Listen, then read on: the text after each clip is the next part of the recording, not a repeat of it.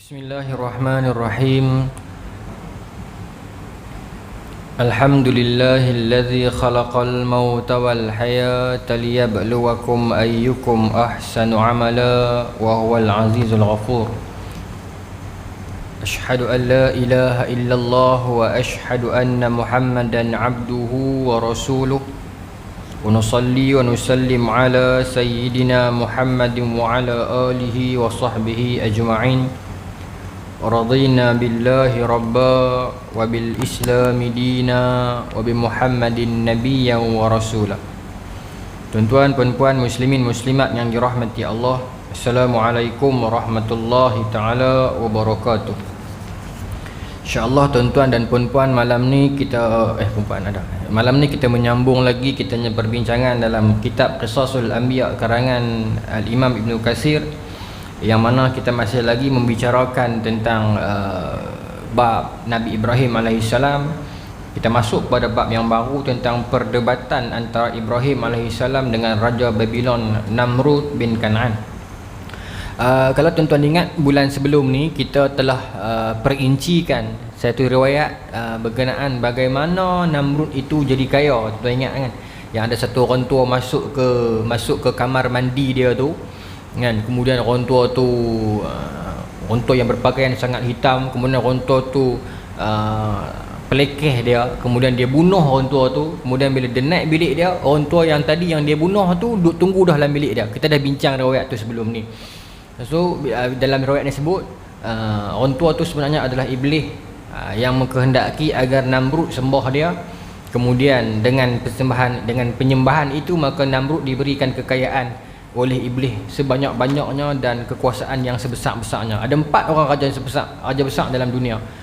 Namrud, Nabi Sulaiman, Zulkarnain dan juga Raja Bukhtasar. Baik. Firman Allah Subhanahu wa taala dalam Quran, alam tara ilal ladzina haja Ibrahim fi rabbih an atahu Allahu mulk iz qala Ibrahim rabbi alladzi yuhyi wa yumiit qala ana uhyi wa umiit qala Ibrahim fa innallaha ya'ti bisyamsi minal masyriq fa'ti biha minal maghrib fabuhital ladzi kafar wallahu la yahdil qaumaz zalimin. Yang bermaksud surah Baqarah 258. Yang bermaksud, apakah kamu tidak memerhatikan orang yang mendebat Ibrahim tentang Tuhannya, yakni Allah, kerana Allah telah memberikan kepada orang itu pemerintahan. Orang itu Namrud lah. Ketika Ibrahim mengatakan Tuhanku ialah yang menghidupkan dan mematikan, maka dia berkata saya juga boleh menghidupkan dan mematikan. Kata Ibrahim, sesungguhnya Tuhan aku menerbitkan matahari daripada timur, maka terbitkanlah ia daripada barat. Lalu hairan terdiamlah kafir itu, dan Allah tidak memberi petunjuk kepada orang-orang yang zalim. Allah Subhanahu wa taala menceritakan perdebatan antara Ibrahim dengan seorang raja yang sangat sombong lagi kafir yang mengaku dirinya sebagai Tuhan. Dengan tegas Ibrahim menyalahkan alasan raja si sombong itu, sekaligus menjelaskan kebodohan dan kepandirannya. Fabuhital ladzi kafar. Ini satu orang kata apa, satu frasa yang nak bagi tahu habis poin dah, terdiam, bodoh dah lagu tu. Fabuhital ladzi kafar ni terdiam, bodoh dah kapiak tu lagu tu. Ya, dia tak boleh kata apa dah. Pasal dia cuba berdebat dengan Nabi Ibrahim. Bila mana Nabi Ibrahim, tuan-tuan, cerita pertemuan Nabi Ibrahim dengan Namrud ni satu kisah yang panjang. Kalau kita buka di dalam kitab-kitab syarah ataupun kalau kita buka dalam rujukan-rujukan lama, menceritakan bagaimana Namrud ini setelah mana dia itu memiliki kekuasaan. Kalau kita ingat, kita bincang sebelum ni, Namrud bertemu dengan iblis itu, yang berlaku satu perjanjian yang mana kalau dia sembah iblis akan kurniakan kepada dia lagi tambah kekayaan dan lagi kuat kekuasaan. Maka berkembanglah. Tuan-tuan, Namrud ni memerintah berapa lama? 400 tahun. Dan jarak umur dia dengan Nabi Ibrahim jauh. Sebab tu ada orang yang pengkaji yang tak setuju bila mana ayat Quran surah Baqarah 258 ni kata alam tara ilal ladzina haja Ibrahim fi rabbih an atahu Allahu mulk iz qala Ibrahim rabbi alladzi yuhyi wa yumiit qala ana. Qala tu siapa yang kata tu, depa tak setuju kata Namrud. Pasal depa kata Namrud ni, tuan-tuan, Namrud ni dia cicit Nabi Nuh. Level cicit yang keempat. Ada nama di sini. Lagi mesti ada ni. saya dah dengar dia penuh ni. Namrud bin apa satu, tapi dia keempat ni. Bin Kan'an bin Nuh macam tu lah. Dia tak jauh, dia cicit dia yang keempat ya. Ya. Ni. Namrud bin Kan'an bin Kaush bin Sam bin Nuh. Namrud bin Kan'an bin Kaush bin Sam bin Nuh yang keempat ya. Maknanya dia cicit dah. Tetapi dalam sirah, kalau kita susun sirah para nabi, Nabi Ibrahim nak pi Nabi Nuh 10 generasi. Maknanya yang ni yang keempat, ini yang ke-10. Mana mungkin pertemuan itu berlaku? Tetapi sebenarnya berlaku. Sebab Namrud ni memang umur dia panjang. Dia merintah 400 tahun. Bahkan salah seorang daripada cucu Nabi Nuh pernah menyaksikan kelahiran Nabi Ibrahim. Itu bukan benda yang pelik. Sebab zaman tu mungkin orang pun umur panjang dan Namrud juga ada kekuasaan, dan mungkin kita boleh katakan istidraj yang Tuhan berikan kepada dia, memanjangkan usia dia untuk memanjangkan kekufuran dia, Allah Ta'ala alam. Tapi pokoknya yang dijumpai yang dihujahkan oleh Nabi Ibrahim itu adalah memang Namrud. Tuan-tuan, kalau kita buka dalam sirah, diceritakan Namrud ini peringkat asalnya bila dia dapat jadi kerajaan, jadi raja, dia jadi pemerintah yang baik. Pemerintah yang baik. Lama kelamaan orang mula jauh daripada dia, mula rasa tak apa nak yakin dengan dia, maka dia nak ubah benda tu. Dia tak mau bagi rakyat lari daripada dia. Maka dia menukar sistem, dia menukar kefahaman, dia menukar akidah. Dia bukan lagi seorang raja, bahkan dia seorang Tuhan. Ini manusia bila mana dia telah kematian hujah, dia telah mati akal, dia telah kehabisan jalan, dia mula menggunakan jalan-jalan agama. Saya bukan kata agama Islam ni, saya kata maksud saya agama lah as a whole. Kristian pernah berlaku tuan-tuan dalam sejarah Kristian, berapa ramai ulama Kristian mempergunakan agama Kristian untuk kesenangan mereka. Ramai tuan-tuan. Bukan banyak sejarah Kristian bagaimana Kristian itu dirosakkan oleh golongan agama mereka. Kita baca dalam Paul ni satu orang yang merosakkan agama Kristian. Yang menggantikan amalan sunat khatan itu dengan baptize, yang mengangkat salib, kemudian yang membuat konsep Trinity. Ini antara yang diasaskan oleh Paul dalam persidangan dekat Nisia untuk kepentingan dia. Sebab Paul adalah salah seorang yang terlibat dalam pembunuhan Nabi Isa. Pembunuhan, tapi kita tak faham kita bunuh. Wa ma qatalu wa ma salabu. Tak dibunuh, tak disalib. Tapi dia faham lagu tu. Tapi untuk selamatkan diri dia gunakan alasan dia, kata apa? Aku dah taubat, aku mimpi Jesus mai kat aku. Orang pun percaya, mudah sungguh. Banyak kali lah dalam kehidupan dunia ni agama sering dijadikan mangsa dan pekakah orang berkepentingan. Namrud tak terlepas daripadanya. Maka Namrud menukar imej dia daripada seorang raja kepada seorang dewa dan Tuhan. Penyembahan kepada Semiramis dan sebagainya, dengan istidraj yang ada pada dia, yang iblis berikan, menyebabkan orang percaya. Disebutkan dalam buku-buku kajian bagaimana, dan Quran juga sebut bagaimana mereka menghabiskan masa yang sangat lama nak buat Menara Babel. Tuan-tuan tahu kisah tu kan, nak buat Menara Babel. Menara Babel tu tuan-tuan cukup tinggi ni. Tempoh nak buat Menara Babel tu 43 tahun. 43 tahun hanya membuang masa. Sebab Namrud nak sibukkan rakyat dia untuk buat kerja-kerja lagu tu lah. Tak usah duk lawan aku, tak usah duk mengaji pandai-pandai buat kerja ni. Maka rakyat jadi bodoh, maka pemerintah jadi suka hati nak buat apa pun. Aku suruh sembah, aku sembah. Aku bagi duit, makan, sudah. Tak ada satu inisiatif nak fikir, nak cabar hujah, nak fikir takkan dia Tuhan. Tak ada. Buat kerja ni sudah. Maka tuan-tuan, dalam tafsir disebutkan bagaimana mereka ni buang masa 43 tahun buat kerja tu ya. Sampai Allah Ta'ala memberikan kepada mereka satu ujian, disebut dalam tafsir. Sampai satu hari, minggu keempat, bukan minggu keempat, silap, dia 43 tahun. 43 tahun pembuatan itu. Tapi di era hujung tu Allah Ta'ala jadikan bagaimana setiap seorang di antara mereka tu yang buat Menara Babel tu, setiap seorang pada satu hari itu bercakap bahasa yang tak sama. Every single one of them. Setiap satu orang di antara mereka masing-masing bercakap bahasa lain. Kan? Tengah duk angkat-angkat bata tu kan, tiba-tiba member dia kata, "Oi, angkat main bata Ustaz." Kawan ni tiba-tiba tak faham. Dia kata, what are you talking about? Oh, dia balas gitu tu. So lagi ke ni pula kata, masuk aku tu Cina pula. Lagi India pula masuk lagu tu lah. Setiap seorang bercakap bahasa lain. Tuhan nak uji macam tu kan.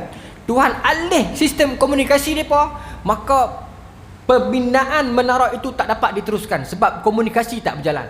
Komunikasi penting tuan-tuan dalam kehidupan. Bahkan dalam rumah tangga yang paling penting sekali komunikasi, tuan-tuan tahu kan.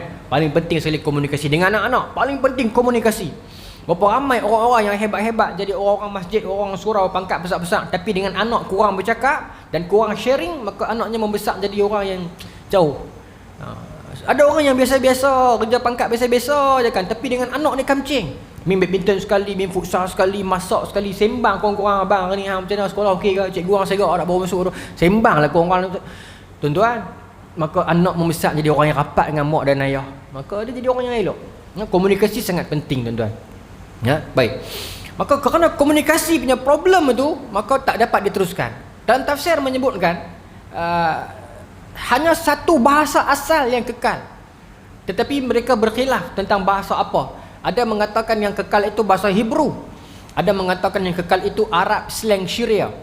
Ya, sebab satu orang lelaki yang tak pilih untuk join benda tu, join projek itu. Dalam tafsir disebutkan lelaki itu nama Eber.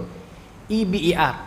Eber ni kalau tuan-tuan buka dalam sejarah Islam dalam kitab Arab, Eber ni adalah siapa? Nabi Hud AS. Dia tak join. Bahkan Babel itu sendiri diberi nama menara Babel kerana perkataan lama Hebrew Babel itu bermaksud keliru. Kekeliruan, keliru, tak faham sepatah. Babel maksudnya keliru, tak faham. Dan tempat itu seterusnya dijadikan penempatan tamadun yang berlangsung sampai lama-lama ni, berlangsunglah zaman disebut sebagai zaman Babylon daripada situ lah. Daripada situ. Baik. Dan kisah Namrud dengan Nabi Ibrahim ni, kisah dia lebih kurang kisah Fir'aun dengan Nabi Musa. Sebab Namrud pernah bermimpi yang mana kerajaan dia akan dijatuhkan oleh satu orang lelaki ini. Maka dia memerintahkan agar bayi-bayi yang lahir ini tak adalah dibunuh terus. Tetapi dia memerintahkan agar ibu-ibu mengandung yang dijangka akan beranak tahun ini dikumpulkan di sebuah tempat kuarantin. Dia akan perhatikan. Sebut dalam tafsir. Tapi mak Nabi Ibrahim berjaya selamatkan Nabi Ibrahim AS. Cerita lebih kurang. Cerita mimpi meruntuhkan kerajaan dan diselamatkan oleh mak dia, dan cerita pembinaan menara tu juga lebih kurang. Sebab dalam Quran juga sebut Firaun suruh Haman buat menara. Sebab Firaun nak naik atas, nak pergi tengok Tuhan Nabi Musa. Sampai atas, Firaun tembak burung, dia naik atas, siap dah. Berlumuran darah, dia turun daripada tangga, dia kata aku dah tembak dah Tuhan Musa, dia kata. Fikir cara logik, maka rakyat pun percaya. Itu kisah Nabi Musa, kita akan pergi nanti. Kita nak balik pada cerita Namrud. Dan Namrud ni dia bukan kata jahat saja, jahat dan pandai lah, dia pandai. Dia memang pandai pembinaan dan apa sistem apa. Kalau tuan-tuan tengok Ustaz Au ni banyaklah diurai lagi panjang lah. Seksima tu kan, yang 6 sudut dan sebagainya. Okey, kita punya kuliah tak pergi sampai tahap tu lah. Kita berpandu kepada kitab Turas, maka kita ikut perjalanan yang dicatatkan oleh Imam Ibn Katsir. Baik. Para ahli tafsir dan ahli sejarah mengatakan raja yang dimaksudkan itu ialah Raja Babylon yang bernama Namrud bin Kanaan bin Kaush bin Sam bin Nuh. Ulama mengatakan namanya adalah Namrud bin Faleh bin Abir bin Saleh bin Arfashas bin Sam bin Nuh.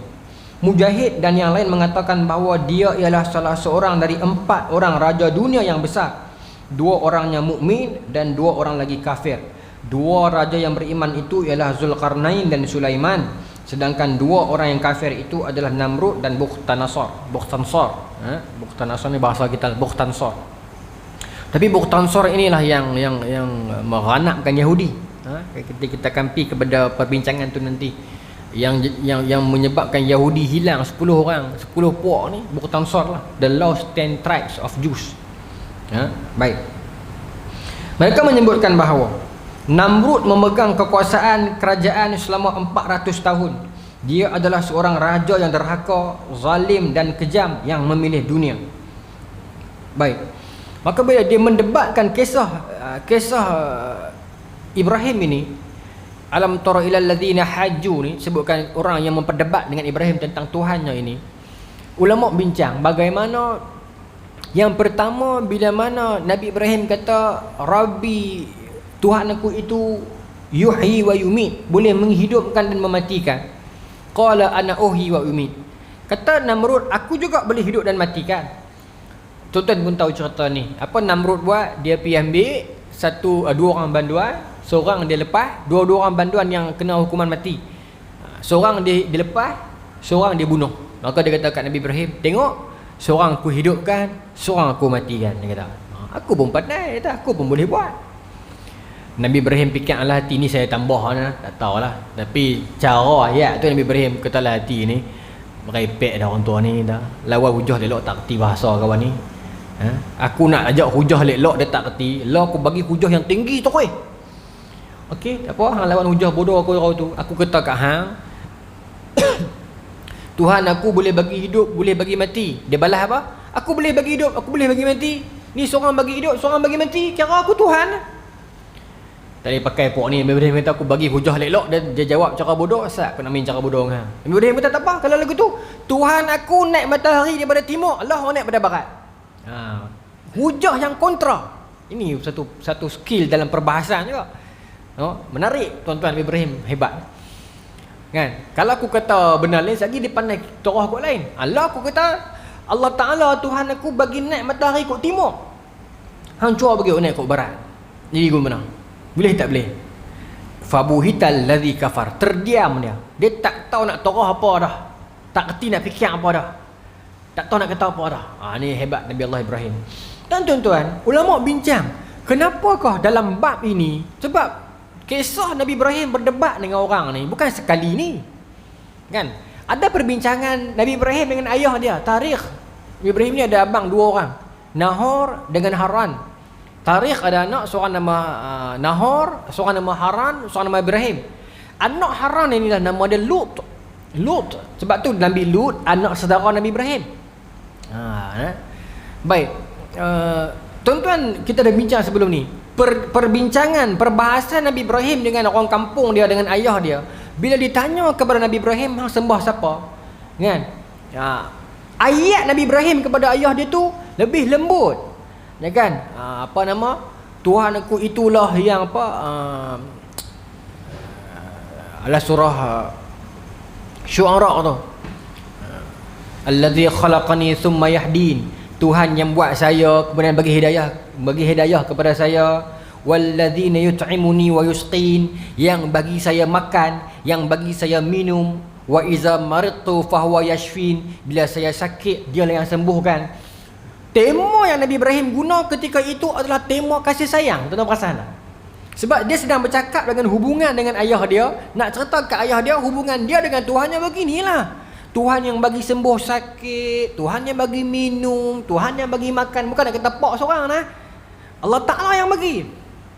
Tetapi bila berhadapan dengan raja yang tema dia adalah kerajaan dan kekuasaan dan pemerintahan, maka tema yang digunakan oleh Nabi Ibrahim, laras yang digunakan oleh Nabi Ibrahim ketika berbahasa adalah tema dia, tema pemerintahan, tema kerajaan, tentang mengangkat matahari, tentang pentadbiran. Itu kebijaksanaan Nabi Ibrahim, bercakap dalam laras bahasa yang opponent dia boleh fight balik, yang opponent dia, yang dia punya audience dia boleh faham. Itu pun Namrud pilih tak mau faham.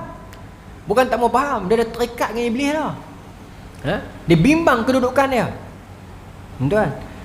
Dan Nabi Ibrahim ni tuan-tuan, dalam Quran sebut kisah Allahumma salli ala Muhammad. Apa nama surah Baqarah ayat apa saya tak ingat. Wa iz qala Ibrahim rabbi arini kaifa tuhyil mauta, ayat tu. Ketika mana, dan ingatlah ketika mana Ibrahim berkata kepada Tuhannya, Rabbi, ya Tuhanku, arini kaifa tuhyil mauta, tunjukkan kepadaku bagaimanakah engkau menghidupkan orang yang mati, atau yang mati. Dua nabi pernah buat soalan ini. Seorang lagi Nabi Musa. Rabbi arini unzur ilaik. Nabi Musa kata ke Allah, ya Allah, tunjukkanlah kepadaku kamu itu agar aku boleh tengok. Kan? Tuhan kata takkan mampu Musa. Ya, Al-Quran juga. Ini satu lagi ayat Nabi Ibrahim. Kenapa Tuhan cerita kat kita dua-dua ayat ini, dan dua-dua ini kisah tentang para nabi ni, nak bagi tahu itulah sifat para rasul. Ya? Sentiasa dahagakan ilmu. Sebab kenapa saya kata macam tu? Ayat sambungan dia tu. Wa iz qala Ibrahim rabbi arini kaifa tuhyil mauta. Ya Allah, tunjukkan padaku bagaimanakah engkau menghidupkan semula orang mati. Tuhan kata kat Nabi Ibrahim, awalam tu'min? Selama ni hang tak percaya lagi ke Ibrahim? Hang tak percaya lagi ke? Nampak? Tuhan tanya. Jawab Nabi Ibrahim, qala bala. Dah, saya percaya dah. Saya beriman dah. Walakin liyatma'inna qalbi. Melainkan saya nak bagi tenang hati saya ni. Maknanya selagi tak tenang, kefahaman itu tak puas, nak tanya juga. Ini satu sifat penuntut ilmu yang baik. Nah, bukan kata kita ambil ilmu tu untuk lepas syarat dah, tak. Tapi ilmu untuk faham dan tenang hati. Puas dah. Esok nak turun pergi Dewan Periksa pun tenang dah. Kita pun pernah mengalami je tuan. Semua di antara kita pernah sekolah dulu. Kita pernah rasa pengalaman tu. Kalau baca tak habis, esok pergi masuk Dewan, kita rasa susah hati. Kita tahu dah, sebelum masuk periksa kita tahu dah susah hati aku, minta-minta lah keluar bab 5, bab 6. Dia keluar bab 9 susah hati. Tu kata susah hati tu. Ya? Sebab tu Nabi Ibrahim kata, saya percaya dah. Saya percaya dah. Allah Ta'ala, mana boleh tak percaya? Nabi Ibrahim berhujah dengan Namrud, berhujah dengan ayah dia, orang kampung dia semua.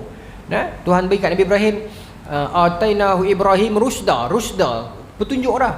Cuma kata Nabi Ibrahim, saya percaya dah. Walakin liyatma'inna qalbi, saya nak bagi tenang hati saya. Nabi Ibrahim kata kat Allah Ta'ala.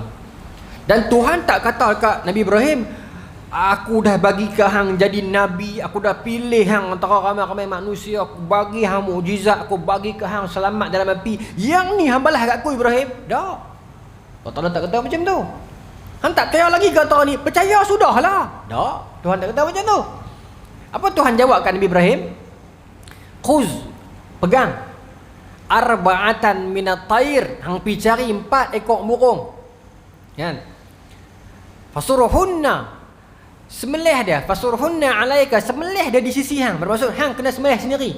Tapi fasurhun bukan ya zahab, dia bukan dia bukan sorry. Fasurhunna ni bukan semelih, cincang.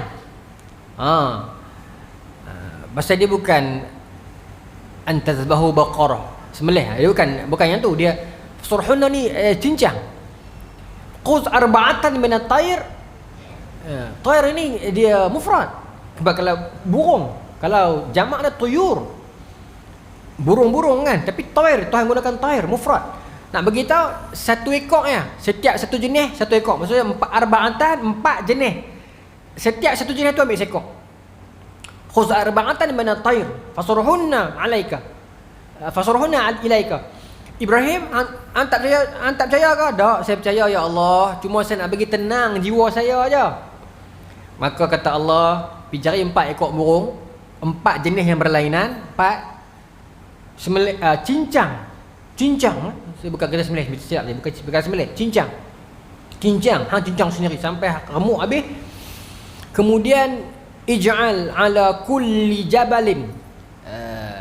Hang letakkan ij'al ala kulli jabalin minhunna juz'a. Bila dah cincang halus sampai jadi rojak ni, hang pi letak di setiap bukit. Minhunna juz'a, setiap bahagian yang hang cincang halus tu sampai dia jadi lagu mana tak tahulah kan.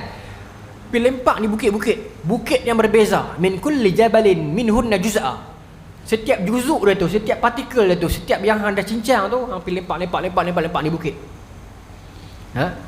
Fad'uhunna, kemudian hang panggil dia. Ya'ti ka sa'ya, nescaya depa semua akan mai kepada hang dengan segera. Dalam tafsir panjang bincang, saya tengok Ibn Katsir sebut bagaimana proses burung tu mai. Tuan-tuan tengok dah gambar Power Rangers kan, saya seorang. Ni bukan zaman budak-budak lah ni, zaman kita dulu. Zaman tuan-tuan dah jenis tu kan. Zaman saya Power Rangers, zaman saya tu Mighty Morphin, hak dinosaur yang dia teringat zaman budak-budak ni, jadi nak cerita panjang. Zaman saya dulu lah merepek dah, tapi zaman saya dulu seronok. Power Ranger merah, Power Ranger hitam, Power Ranger dia ada binatang dalam gua, binatang ni. Bila dia panggil, dia main. Sambil duk main tu, sambil dia duk bergabung. Sambil main, sambil duk bergabung jadi Megazord. Megazord dia panggil kan. Lagu tu lah burung tu main. Ini dalam tafsir Ibn Katsir sebut, sambil Nabi Ibrahim panggil, yang main tu bukan dia sekok burung main, bukan. Nabi Ibrahim tengok depan mata dia flash, darah-darah naik, titik, bulu-bulu naik rata tanah. Urat saraf, segala jantung, segala limpah naik, contoh macam Megazord Power Ranger. Orang dengar dulu, ustaz dia ceramah apa Megazord ni. Ya. Tapi saya nak bagi faham lagu tu. Zaman saya Power Ranger, zaman tuan-tuan saya tak tahu apa dia yang macam tu. Apa je Power Ranger dan zaman tu kan dia main bergabung sekali tu. Ya. Balik tuan-tuan tengok YouTube, tuan-tuan tag Power Rangers Mighty Morphin. Lagi orang perempuan tanya, apa lelaki kau ni pergi kuliah apa balik main cari Power Ranger? Ustaz suruh cari. Dan nak bagi faham je, kata lihat ma'inna qalbi, nak bagi tenang hati. Tidak tak faham ustaz dah cerita apa ni kan. Dia lagu tu dia cantum. Nabi Ibrahim tengok ni, Ibn Katsir sebut dalam tafsir Ibn Katsir, tafsir Quran Ibn Katsir. Cantum sampai Nabi Ibrahim tengok satu-satu bagaimana proses itu berlangsung. Nabi Ibrahim dah cincang dengan tangan dia sendiri, dia bercantum dekat Nabi Ibrahim. Dan dalam tafsir juga sebut, ini saya ambil rujukan saya sebut Ibn Katsir, kepala burung tak cincang, kepala 4 ekor ni tak cincang, duduk di tangan Nabi Ibrahim. Maka setiap seekor tu mai akan cari kepala dia masing-masing. Bukan seekor ni dalam tafsir, ya? Tapi ini dalam tafsir, bukan dalam matan Quran, ya? Mungkin bukan cari kepala, mungkin dia main cantum saja. Okay, sebab ulama dia bincang, dia ambil riwayat-riwayat ni nak cerita proses tu macam mana. Maka tuan-tuan, 4 ekor burung tu mai cari kepala dia masing-masing yang match. Dia cari lagu mana, dia kepala tak ada, kepala duduk di tangan Nabi Ibrahim. Dia cari mai, okey match, pasang, hidup depan dia. 4 ekor burung tu disebut dalam tafsir adalah burung merak, burung ayam jantan, burung helang dan burung merpati. 4 jenis burung. Tuan-tuan buka buku Dr. Al-Faris Abdul Razak yang dia petik dalam tafsir Ibn Katsir tentang perbincangan yang ni. Dia kata 4 ekor burung ni bukan suruh saja nah. Tuhan suruh cincang burung ni bermaksud ada sebab. Sebab yang pertama tuan-tuan perhatikan kepada 4 jenis burung ni. Yang pertama burung merak, sifat dia berbangga dengan kejelitaan dia, kehandsomean dia, kecantikan dia. Maka cincang buang perangai tu. Cincang buang duk berbangga dengan kecantikan, dengan kelebihan kelawaan yang dapat pada dia. Cincang buang. Itu sebab tu Tuhan kata fasurhunna, cincang. Sama macam kes Nabi Allah Taala suruh Nabi Ibrahim sembelih Nabi Ismail. Bukan sembelih Nabi Ismail sahaja, tetapi secara tersiratnya sembelihlah kasih sayang yang berlebihan seorang ayah kepada anak sehingga akan sampai boleh ganggu kasih sayang ayah tu dengan Allah. Itu sebab suruh sembelih. Itu perbandingannya, itu orang tersirat dia. Jadi untuk burung ni pun tersirat juga. Banyak Nabi Ibrahim mengajak kita ni. Ya, menurut kisah Nabi Ibrahim banyak pengajaran tersirat. Yang pertama, sembelihlah sifat berbangga dengan kecantikan diri, kejelitaan diri, fizikal, berbangga dengan fizikal. Badan dia tough sikit, dia pun jambang halus keluar. Saya tak elok ni lah, saya caragah ni. Saya try kat simpan apa orang Arab halus tu kan, tak jadi. Ya, bakar kot tu. Tengok orang dia keluar jambang ni elok ni. Lawa, saya simpan tak jadi. Kan? Rupa pun putih dengan badan pun elok. Kita tak ada apa. Tapi setengah orang ni dia okey. Dia smart pun dia tak bangga, tapi setengah orang dia berbangga lebih dengan fizikal dia. Minta maaf sebut, golongan wanita yang ada fizikal yang elok, dia berbangga, dia menayang fizikal dia. Ya. Tu kira okey lagi, setengah orang tak elok pun tayang juga. Tu lagi masalah. Ya. Lelaki dan perempuan sama lah. Lalu ni tuan-tuan pakai ketat, bukan kata perempuan, lelaki pun pakai ketat. Ketat rimah perut tengok. Kan? Baik. Tuan-tuan, pertama, burung merak. Yang kedua, ayam jantan. Ayam jantan, tafsir sebut, kenapa Tuhan suruh Nabi Ibrahim cincang ayam jantan? Ayam jantan ni apa lambang dia? Saya tak pandai bab ayam sangat, tapi saya baca tafsir kata, ayam jantan ni, dia punya nafsu tak kira masa, tak kira orang. Saya tak tahulah. Lepas kaki bab ayam ni dia tahu. Dia kira dia nak tibai hak mana pun, dia tak peduli siapa duduk depan dia. Nak darah siapa, kampung mana, dia tibai siapa tu lah. Pagi-pagi jalan lah.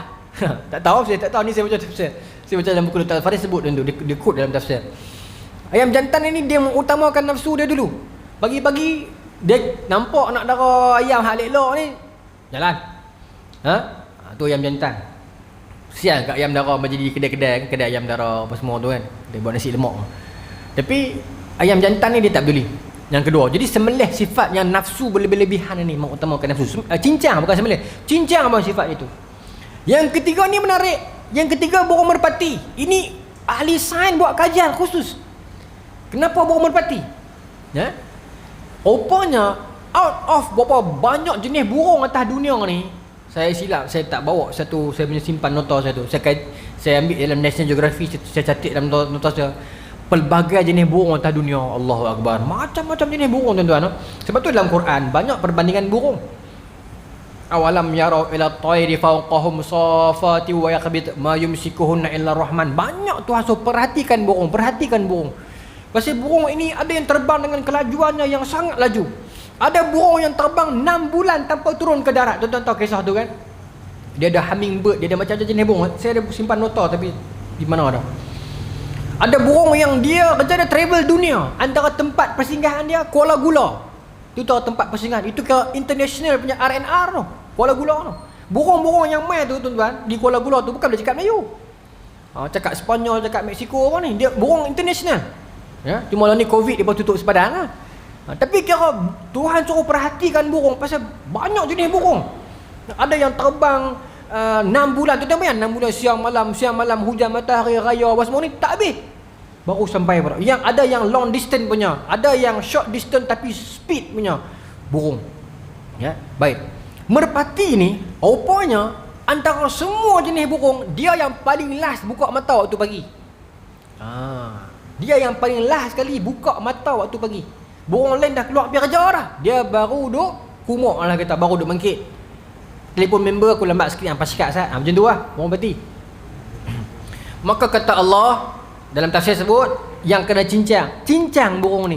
Maksudnya cincang apa ni? Bukan cincang balik cincang merpati. Cincang sifat malas. Cincang sifat malas. Rezeki memang ada waktu pagi tuan-tuan pun tahu. Pagi ni kalau orang menjaga, orang bertani, dia sangat faham. Kita kerja kerajaan kadang kita tak tahu apa rezeki waktu pagi, rezeki hujung bulan kan. Itu British Belanda dia dah. Ini bukan saya kata, ini bukan Syed Ayub Alatas. Syed Hussein Alatas sebut dalam mitos Pribumi Malas. Bagaimana masukkan British dan Belanda ke tanah Melayu ini, dia merosakkan pemikiran orang Melayu agar bekerja dengan mereka makan gaji bulan-bulan, maka tawakal hilang kepada Allah Ta'ala. Kerja rajin tak rajin, gaji datang hujung bulan cucuk apa tu ya. Pagi ke petang ke sama ya. Tapi orang Melayu dulu ada reta, ada kebun, ada lembu, ada rebau. Dia faham. Keluar pagi ada sawah, rezeki lebih. Betul, orang menjaga dia faham. Apa yang dikatakan rezeki waktu pagi ni. Dia faham. Orang saham pun faham. Dia kawan saya seorang. Dia main saham. Orang saham pun dia faham. Pagi ni dia bagus lebih. Rezeki dia lebih pagi ni. Baik. Tuan-tuan, mereka kena buang sifat malas tu. Dan yang keempat adalah burung helang yang sambak, tak kira siapa, tak kira peduli orang zalim. Maksudnya tak kira anak siapa ke, tak kira anak burung baru lepas menetah ke, tak kira ulang atau andoi nak balik pergi rumah ke, janji makan dah dia sambak, dia tak peduli. Sifat sambak ni kira patuk, tak kira orang, tak kira masa, tak kira halal haram ni mau duk cincang buang. Itu 4 sifat itu yang telah disebutkan dalam tafsir dan ayat Quran surah Baqarah tadi tu. Baik, saya sambung lagi tuan-tuan. Boleh lagi ke? Pukul 8 dah. Baik. Boleh lagi no? Boleh lagi, alhamdulillah. Isyak ke rubah dah? Tak nampak lindung kipas. 8.15 Tapi tak berhenti isyak kot noh, berhenti lajak 5 minit lepas isyak tu kan, lebih kurang. Baik. Kita sambung. As-Sa'di menjelaskan bahawa perdebatan antara Ibrahim dengan Namrud ini terjadi pada saat Ibrahim keluar dari api pembakarannya dengan selamat. Tidak tersentuh sedikit pun oleh gelojak api yang amat berkobar, yang amat dahsyat. Cerita dia, kita dah bincang tentang pembakaran Nabi Ibrahim sebelum ni. Dan cerita tentang Nabi Ibrahim itu orang putih kata went viral, jadi tersebar. Pasal duduklah api keluar 40 hari tak ada apa, kan? Maka cerita ni sampailah ke Putrajaya. Dia pun nak cari tu punca apa benda ni. Siapa kawan ni sampai jadi lagu ni. Maka Namrud mulalah terfikirkan, adakah budak ini, pemuda ini adalah budak yang aku mimpi dulu ni, yang akan merosakkan kerajaan dia nanti ni. Maka tuan-tuan, kata Sa'di, perdebatan ini berlaku selepas peristiwa api tu. Sebab apa Sa'di sebut macam ni? Ada dalam kalangan penulis sirah kata perdebatan itu berlaku sebelum api. Tuan-tuan mungkin kita pernah baca buku-buku yang macam tu. Bila Nabi Ibrahim boleh kalahkan Namrud dalam debat, maka Namrud lempak dalam api. Cerita dia kalau di sudut kronologi bukan begitu. Yang api itu orang kampung, peringkat negeri yang pergi katok berhala tu. Kemudian ini dah sampai peringkat federal dah. Tadi tani Indo ni, ni tani parlimen dah. Ni dah masuk bawah kuasa federal dah. Putrajaya nak tahu siapa Ibrahim ni. Begitu cerita dia. Okey. Sebab tu pembakaran api tu sebelum, sebab tu As-Sa'di kata pembakaran api tu sebelum peristiwa hujah ni. Tapi saya tak lawan. Memang ada dalam kalangan ulama sirah yang lain kata dak, pembakaran tu selepas tu. Tapi tak apa, kita tak payah bergaduh, sirah sahaja. Baik. Abdul Razak meriwayatkan daripada Muammar dari Zaid bin Aslam. Zaid bin Aslam ni siapa? Zaid bin Aslam ni dia wafat 138 Hijrah. Zaid bin Aslam adalah maula, hamba kepada Sayyidina Umar. Satu orang tokoh yang hebat. Dalam satu riwayat, saya ambil di dalam Al-Kamil Du'afa Ar-Rijal karangan Al-Jurjani, kitab yang membincangkan tentang nama-nama tokoh ni. Zaid bin Aslam ni salah seorang sahabat. Jurjani dia quote satu riwayat daripada Hamad bin Zaid. Hamad bin Zaid kata qadamtu ilal Madinah, satu ketika aku pergi Madinah. Wa ahlul Madinah yatakallamu fi Zaid bin Aslam. Aku sampai Madinah satu ketika dan aku tengok orang-orang Madinah duk bercakap pasal Zaid bin Aslam. Laki ni lah Zaid bin Aslam ni. Maka aku jadi pelik, kata Zaid bin Haris ni, aku jadi pelik. Maka faqultu li Abdullah, aku tanya Abdullah. Abdullah ni Abdullah mana? Abdullah bin Umar, anak Sayyidina Umar. Aku tanya Abdullah, madza yatakallamuna an maulakum? Kenapa orang Madinah duk bercakap pasal hamba hang ni? Hamba Zaid bin Aslam ni hamba. Jarang lah, maksudnya jarang kita orang berada ni tuan-tuan, ataupun orang yang stable ni, dia pergi mana-mana dia tak sembang pasal tukang gaji dia. Dia sembang pasal barang, sembang pasal benda-benda kemewahan, tapi dia tak sembang pasal tukang gaji, pasal tak ada. Tapi tiba-tiba orang Madinah duk sembang pasal satu orang hamba. Maka kenapa? Maka jawab Abdullah bin Umar, kata Abdullah bin Umar, ma ta'lamuna ba'san illa huwa yufassiruna al-Quran bi ra'yatihi. Kami tak bercakap pasal dia ni, melainkan kami nak sembang pasal kepakaran dia menafsirkan Quran dengan pandangan dia. Maknanya kelebihan yang ada pada Zaid bin Aslam ni, Tuhan bagikan kepada dia faqih dalam ilmu penafsiran Quran. Walaupun dia hamba, tetapi para sahabat orang Madinah ni rujuk dia juga 1-2 bab dalam Quran. Siapa yang paling pandai penafsiran Quran? Abdullah bin Abbas. Sebab Nabi doa khusus di kepala dia. Antara yang pandai juga inilah Zaid bin Aslam. Jadi cerita-cerita yang main daripada dia ini trusted. Itu point saya. Cerita-cerita yang main daripada dia ni trusted, sebab nak main cerita pelik lagi ni. Jadi Abdul Razak meriwayatkan. Abdul Razak ni siapa? Abdul Razak As-San'ani. Antara salah seorang yang Imam Syafi'i ambil ilmu daripada dia. Abdul Razak As-San'ani duduk di Yaman. Dia ada kitab Musannaf Abdul Razak. Meriwayatkan daripada Muammar daripada Zaid bin Aslam. Zaid bin Aslam cerita bukan daripada Nabi, tapi Zaid bin Aslam sahabat. Mungkin Zaid bin Aslam ambil daripada sahabat-sahabat yang alul kitab, macam nama Ka'ab al-Ahbar dan sebagainya. Tapi ini marfu', ini dia bagi mauquf, berarti sekat sahabat. Zaid bin Aslam kata satu hari, tu nak main cerita ni. Pernah satu ketika Namrud buat makan malam. Satu ketika ni, kata Zaid bin Aslam, Tuan-tuan, kalau riwayat ini berhenti setakat sahabat, kita panggil mauquf. Riwayat ni mauquf, tuan-tuan baca kan. Mauquf bermaksud daripada tu berhenti setakat orang yang lah tu mesti sahabat. Kalau marfu' Nabi, daripada sahabat daripada Nabi, dia panggil marfu'. Berhenti setakat sahabat, mauquf. Kalau berhenti setakat tabi'in, dia tak pergi kat sahabat, dia tabi'in saja. Sebab dia Nabi, sahabat, tabi'in. Tabi'in sampai kita lah. Okay? Kalau tabi'in saja dia panggil maqtu',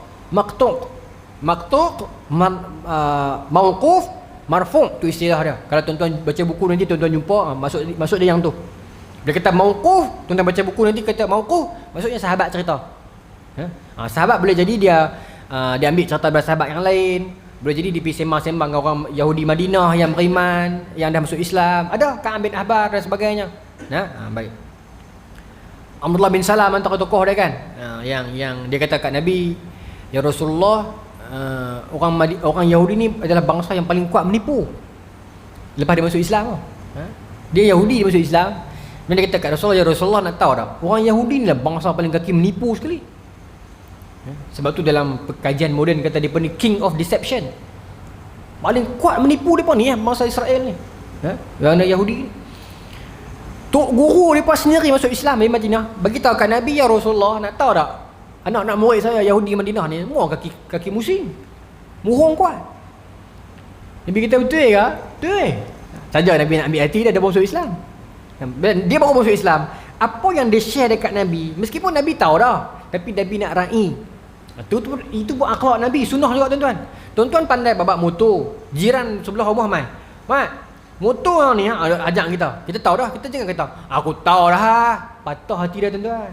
Tuan-tuan berbual mengaku bila, ya aku tak tahu selama ni, la ilaha illallah, rupanya ekor ni untuk start motor no, lama ni duk ingat remote. Mengaku bila kan.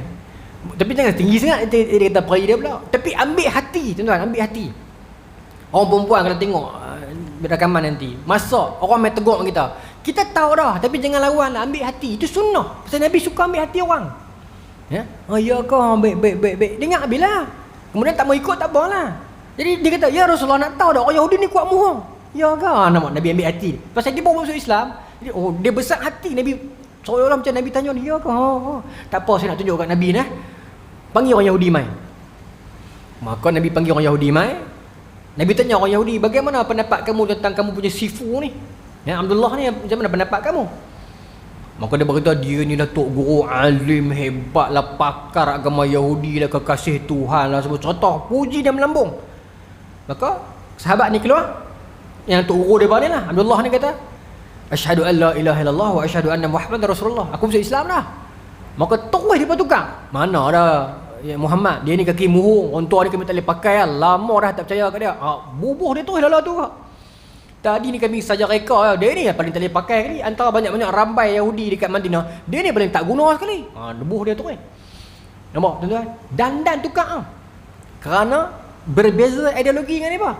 Sebab tu tuan-tuan, orang Yahudi percaya kepada Nabi sebagai Rasul, tetapi dia tolak Nabi bukan sebab dia menolak sebab apa pun, sebab Nabi tu bukan Israel, Nabi itu Arab, tu dia tolak. Tu saja. No? Panggil orang Yahudi. Saya sambung. Maka tuan-tuan, Zaid bin Aslam kata, Namrud buat makan malam. Ramai orang yang datang kepadanya untuk makan-makan. Ibrahim termasuk orang yang diundang dalam jamuan makan bersama mereka itu. Boleh sikit kena? Bunyi dah. Maka ramai dipanggil. Namrud buat makan malam, jamuan rakyat, panggil makan malam. Maka adalah sate, soto semua ni. Maka Nabi Ibrahim salah seorang yang dipanggil. Maka bila Ibrahim termasuk orang yang diundang ke dalam jamuan itu, Ibrahim tidak pernah berkumpul dengan raja kecuali pada hari itu saja. Kata Zaid bin Aslam, Ibrahim tak pernah join majlis kerajaan, majlis pembesar ni, melainkan hari itu ya. Baik. Iaitu pada suatu hari yang mana terjadi perdebatan antara dirinya dan raja. Rupanya perdebatan ni berlaku makan malam tu lah. Masa makan malam tu berlaku perdebatan ni. Okay. Baik.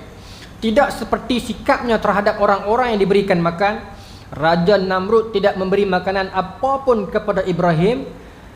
Bahkan dia keluar daripadanya tanpa membawa makanan sedikit pun. Dalam Zaid bin Aslam riwayat ni dia kata apa? Namrud panggil tu, saya kata dia momokkan rakyat dia dengan makanan, dengan sobat raja-raja tu, suruh belajar lah agar tak boleh lawan dia. Dia suka rakyat jadi bodoh. Pemerintah yang zalim, dia suka rakyat dia bodoh agar tak lawan dia. Maaf sebut Korea Utara antaranya. Orang Korea Utara tak tengok kot no. Antaranya Korea Utara. Biar bodoh tak apa, asalkan jangan lawan dia. Jangan jadi rakyat pandai nanti lawan dia balik. Baik. Maka Nabi Ibrahim pi berhujah tu, bukan pi dengan tujuan hujah, pi nak makan lah, tapi rupanya Namrud set up majlis itu untuk nak perkenal Nabi Ibrahim. Dia nak kenal Nabi Ibrahim bubuh dia dulu, maka dia tak bagi goodies bag. Sedangkan Nabi Ibrahim ni, lagi panjang tuan ni, isteri dan anak-anak Nabi Ibrahim duduk tunggu di rumah lapar. Malam ni tuan-tuan tak lapar, malam ni ada sahabat bawa main apa? Betul ya, KFC. Tuan-tuan ingat tak bulan lepas saya cerita sahabat saya 2 orang tokey gas Jentayu. Untuk ada 2 orang di luar. Saya panggil Firdausain, 2 orang Firdaus.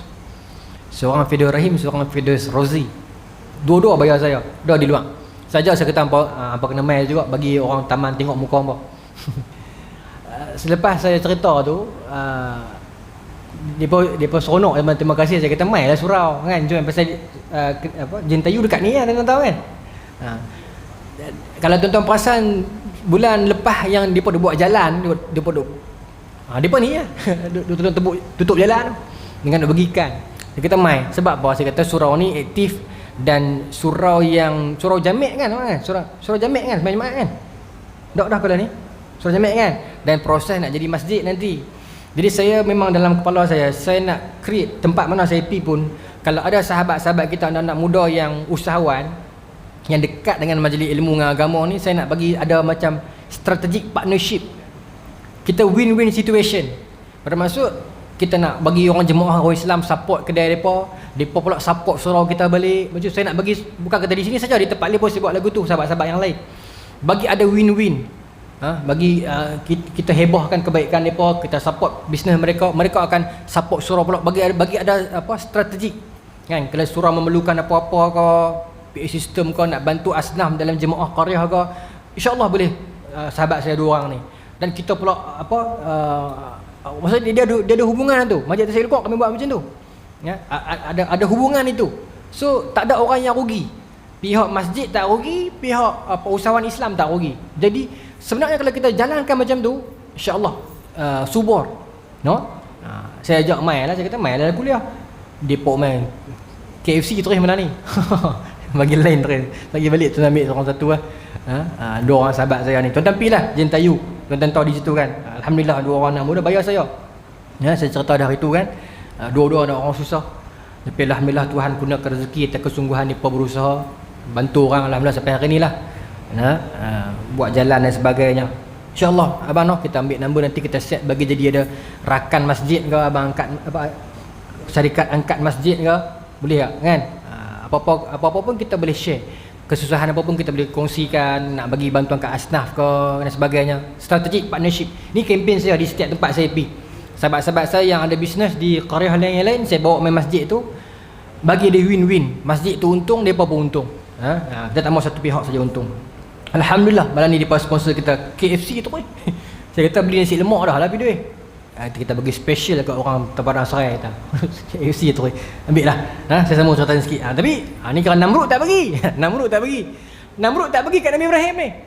Nabi Ibrahim balik tuan-tuan, Zaid bin Aslam sebut, Nabi Ibrahim keluar daripada rumah tu, apa Nabi Ibrahim buat? Allahu Akbar.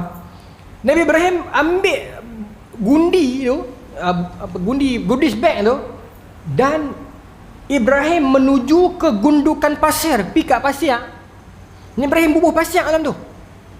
Tuan-tuan, anak-anak nak makan di rumah lapar, tiba-tiba ayah bawa balik tak ada apa. Loi tuan-tuan, loi.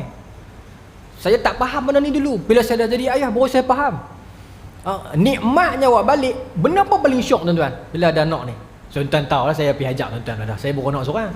Tapi saya nak kongsi yang paling syok bila kita beli apa-apa, bila anak-anak buka, dia buka tu punya seronok. Padahal kita beli kereta kedai RM2 ni. Tapi dia gitu yang seronok kan. Lepas tu kita beli juga, kadang orang dah marah, bang dia beli apa, bang dia beli dia lempak je. Padahal seronok tengok dia duk tu kan. Dulu saya kecil-kecil ayah saya duk buat beli KFC sebulan sekali bila ada gaji sikit-sikit beli.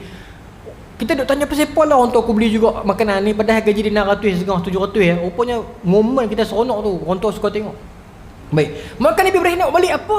Pasal Namrud tak bagi. Goodies bag tu ada dah.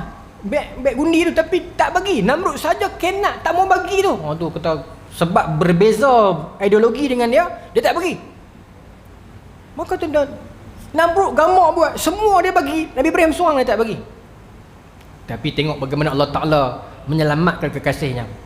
Nabi Ibrahim pergi dekat gundukan pasir, dia mengisi kantung miliknya itu seraya mengucapkan, aku akan menyebokkan keluargaku ini jika aku tiba di tengah-tengah mereka. Mana Nabi Ibrahim kata aku bubuh pasir, bukan nak tipu, bubuh dalam pasir dalam gundi goodies bag ni sampai rumah lagi, aku tok tepi, aku main dengan anak-anak bini sampai depa kalik, depa terlena. Pasal tak mau depa kecewa lagi, buka-buka gundi tak ada apa. Maka Nabi Ibrahim pun balik. Setibanya di rumah, Nabi Ibrahim terus meletakkan barang bawaannya, kemudian membaringkan diri hingga tertidur. Nabi Ibrahim sangka aku nak balik lagi, nak main dengan anak-anak dengan isteri, nak bagi mereka terlena agar mereka lupa goodies bag ni dalam ni ada apa. Aku buka-buka ada apa nama nasi biryani ke apa, tak ada. Aku bawa pasir. Tapi Tuhan jadikan bila Nabi Ibrahim balik, Nabi Ibrahim yang mengantuk sekali. Nabi Ibrahim balik dan mengantuk, letak beg tepi, Nabi Ibrahim terlena. Isteri Nabi Ibrahim disebut dalam ni, Siti Sarah berdiri sambil melihat kedua-dua kantung yang dibawa oleh suaminya itu. Ternyata dia tengok, ada beg Abang Ibrahim buat balik. Siti Sarah pergi ambil buka, dalam tu ada kentang, ada bawang, ada holik, ada milo, ada semua ni lah.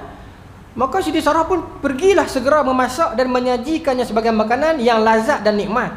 Setelah bangun, Ibrahim mendapat makanan yang disediakan oleh isterinya. Maka ditanya Ibrahim, dari manakah kamu memperoleh makanan ini? Maka jawab isterinya, daripada bekas yang abang, bukan abang, engkau lah, saya terjemah abang, daripada bekas yang abang bawa tadi. Bekas yang abang bawa tadi semalam ni. Allah Ta'ala takkan biar kekasihnya kelaparan. Meskipun manusia yang memegang kerajaan dan pemerintahan itu menyekat rezeki, tapi Allah Ta'ala tak pernah sekali-kali membiarkan kita kelaparan dan kefakiran. Percaya tuan-tuan? No? Tuhan takkan biar. Tuhan takkan biar. Kalau kita hitung tuan-tuan, serta tu Tuhan takkan biar kita. Yang tu saya nak ikatnya, Tuhan takkan biar kita. Tuan-tuan serabut ke, sedih ke, jadi macam mana pun dalam hidup, tuan-tuan ingat yang ni dah. Allah takkan biar kita susah. Lambat dengan cepatnya. Lambat dengan cepatnya. Jadi tuan-tuan, kata Zaid bin Aslam, Allah Ta'ala mengirimkan kepada raja sombong itu malaikat yang menyuruhnya beriman kepada Allah, tetapi dia menolaknya. Lalu malaikat mengajaknya untuk yang kali kedua sampai kali ketiga, tetapi dia menolaknya. Kemudian malaikat itu berkata, kumpulkan semua yang engkau boleh kumpulkan dan aku akan mengumpulkan bala tenteraku. Ini peristiwa fight antara pasukan Allah dan pasukan malaikat. Pasukan Namrud. Zaid bin Aslam kata malaikat, tapi dalam tafsir yang lain kata Nabi Ibrahim sendiri. Kita akan pergi tu secara detail. Kalau saya nak berhenti, kalau saya nak sambung, nanti dia tergantung. Sebab dia ada kisah dengan yang nyamuk dan sebagainya tu. Dia berhenti setakat tu. Bila mana Namrud tak mau juga terima, maka akhirnya diberikan cabaran kepada dia, kumpulkan semua komando yang ada nak lawan dengan kami, tentera Allah. Para tentera Allah ni siapa dia? Kita akan bincang yang tu bulan depan insya-Allah. Wallahu taala alam. Lagi kita lepas mayang, tuan-tuan ambil lah kenduri daripada dua orang sahabat saya ni, perusahaan Jentayu yang mengedarkan gas di seluruh Padang Serai ni. Kita support mereka support kita insya-Allah. Mereka pun duk bagilah ikan free petang-petang kedai mereka dengan duk buat untuk tampung jalan kita ni. Sahabat saya dua orang, dua-dua bayar saya. Muda lagi 30 tahun. Alhamdulillah, hebat. Allahu Akbar. Bismillahirrahmanirrahim. Allahumma razuqna fahman nabiyyin wa hifdhal mursalin wa ilhamal malaikatil muqarrabin wa hdina fi hidayatil arifin bi rahmatika ya arhamar rahimin. Allahumma ja'al jam'ana hadza jam'an marhuma wa tafarraqna min ba'dihi tafarraqan ma'suma wa la taj'al la fila wa la ma'na wa la tabu'una syaqi wa la matuda wa la mahruma. Rabbana atina fid dunya hasanah wa fil akhirati hasanah wa qina adzabannar. Sallallahu ala sayyidina Muhammadin wa ala alihi wa sahbihi ajma'in walhamdulillahi rabbil alamin. Assalamualaikum warahmatullahi taala wabarakatuh.